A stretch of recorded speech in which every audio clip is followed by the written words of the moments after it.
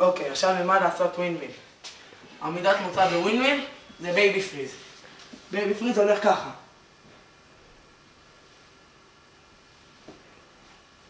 אוקיי? עם הבייבי פריז הזה והשבירה שאני כבר אראה לכם, אתם יכולים לעשות את הווינדמיל. השבירה שאתה מתחיל מהבייבי פריז היא כזאתי. אוקיי? עם השבירה הזאת והבעיטה הזאתי, זאתי הבעיטה לכיוון הזה, בסיבוב לכיוון הפרצוף, והשבירה זה הווינדמיל יצא לכם גבוה. תראו, מכאן לאט. אוקיי? לבד, הרגליים לוקחות אותי עוד פעם למטל של פריז, של הבייבי פריז.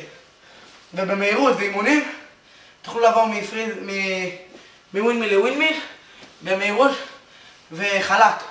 תראו, זה הולך אחד ככה, מהיר. אוקיי? זה ווינדמיל אחד.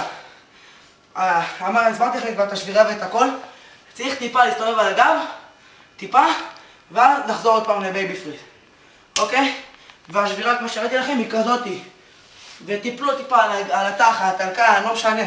ממש לא משנה, רק האימונים יעזרו לכם להחליק על פה וכל הגב העליון. אוקיי? זהו.